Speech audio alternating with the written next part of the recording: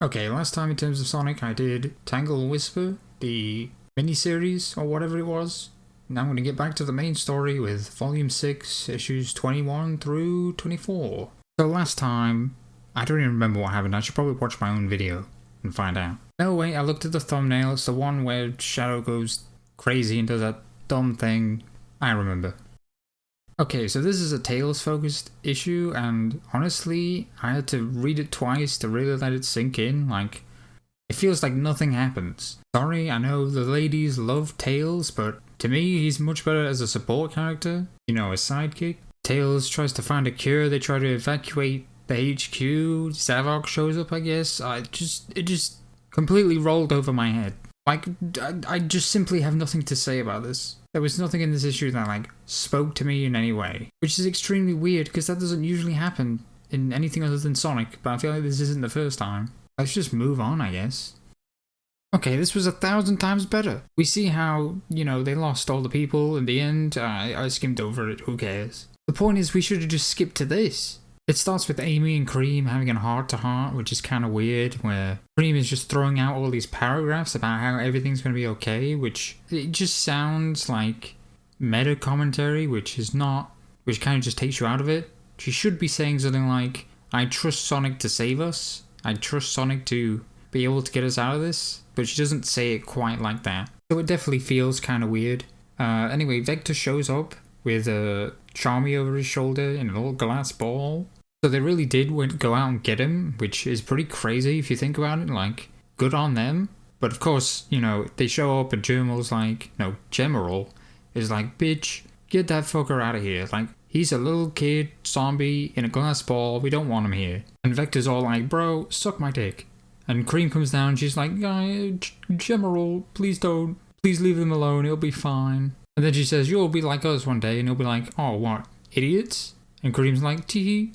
I'm paraphrasing, of course. But unfortunately, right after that, some absolute chode showed up infected and just contaminates literally everyone. Then because of all the shoving, Charmy gets let out of his little glass ball and starts infecting more people. And then Amy has to come out, save Cream, and leave Vanilla to, you know, not die, but turn into a zombie.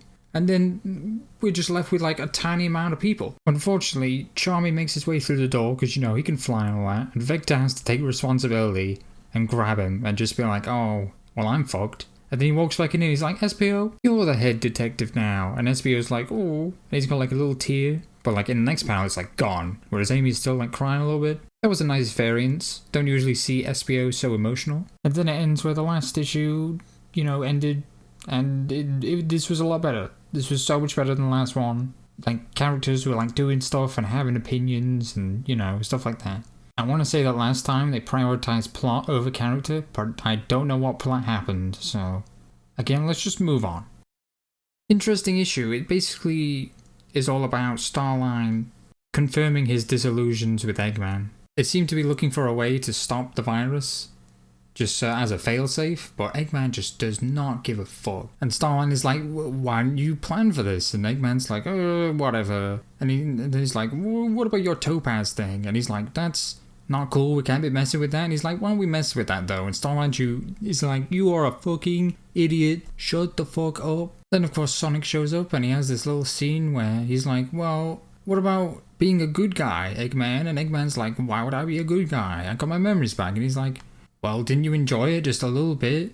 And he thinks about it, and clearly he's like, there's a part of him that's like, yes, probably the part of him that's like always teaming up with Sonic at the end of these games, you know, being the good guy for a little bit. Honestly, this is reminding me of Batman and Joker, because I've been reading so much of it, and it's really similar, but I guess it's always the case. It's always like the bad guy is like, oh, I could be good. There's a little bit of good in me, but I'm also kind of evil. Also, I won't stop being evil anyway, because I'm the villain of this story, and always will be. Same principle. So Sonic and Eggman start fighting, and Starline was like, I was really looking forward to this, and it's boring as fuck. I hate this. He's just like Metal Sonic, he's just as dumb, because Metal Sonic copied Eggman's data. Basically, brute force. And basically they just get like fucked over by zombies, so they have to retreat. Eggman and Starline hop out. Sonic's like, oh geez, I really screwed this up. I'm always looking for the good in people. That's not cool, but it also is kind of cool because I'm the good guy and I need to do that. Anyway, Starline like hires Zavok to help clean up this mess, I guess, but he's also like, well, I read Eggman's files and they betray people like that, so I guess I'll prep for that. Would have been a lot cooler if they had a much better villain hired, like Infinite or something. But no, always gotta be pushing the Zavok. Oh well. So this definitely feels like the final issue before everything starts wrapping up, and this cover is really good. And actually, the variant cover is also pretty good. Just great covers all around, especially, again, this first one. Like, there's so much detail in it. It's even got, like, Marine in it. Look at that. Marine's here. Sonic shows up at the base to help out. He runs into SBO, who's like, yo, remember when we left Mr. Tinkerer there? That was bullshit, bro. And Sonic's like, yeah, well, second chances though. And SBO's like, okay, agree to disagree. We've got people to save. Also, I should say the coloring in this is really good. Or, I mean, it's really good for this issue because it really, like, suits what's going on in the mood.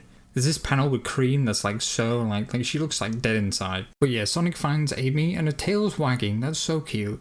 Like, look at that. She's even wagging her tail right now. But anyway, Tail shows up and he's like, did you get a day recorder? I'm sure you did. And he's like, yeah, no, I fucked that up. And Tails just starts crying because he's like, oh, we are so fucked. Like, this is just over. But he's also like, I'm not going to blame Sonic. It's not your fault. And then General is like, yo, I'm looking at Sonic and it looks like his whole, like, running the virus thing isn't going to work for much longer, which is not good. Tangle's there. She got infected by Jewel when she went to go save her. So she's fucked. I also love how he's like, we don't want you to get infected or anything, and she's like, I got that covered. I'm already infected. But she's so, like, optimistic and, you know, zealous that she's like, I'm gonna go out in a blaze of glory and you're gonna save us all and all that. Also looks like she's blushing when she's being carried by Sonic. She must be having, like, the time of her life, in a way. Tangle predicts that Whisper's gonna, like, flip the fuck out, and of course she does, which, I don't know. I feel like if she cared that much, she'd probably, like, be there with Tangle before this, but whatever. Anyway, Tangle's like her best friend and like emotional rock, so she's completely losing her mind, and the Wisps have to like pull her back onto the thing. The infection also hits her in the ass, so that's kind of funny. Whisper's like bawling her eyes out because she's super upset. And then Starline's like, yo, Eggman, I'm gonna solve this Zombot problem. And Eggman's like, I don't give a fuck. And it turns out that he's like taking control of these Sinister Six or whatever they called, so that's good. It's not like they had any personality anyway, you know? Yeah, I thought this was really good. Again, this kind of feels like right before things start wrapping up and everything starts getting good again. And if it isn't, I'm going to be pretty upset. But I'm pretty sure it is. Like, Starline's using the Sinister Six to solve everything, right? They're going to work together. It's not like, oh yeah, he's going to beat up Sonic, because that is really not the prerogative right now. In terms of this volume, though, again, the first issue was just an absolute waste of time. Second issue was a big improvement, and, you know, it got rid of a bunch more characters, which just seems to be most of the deal, I guess.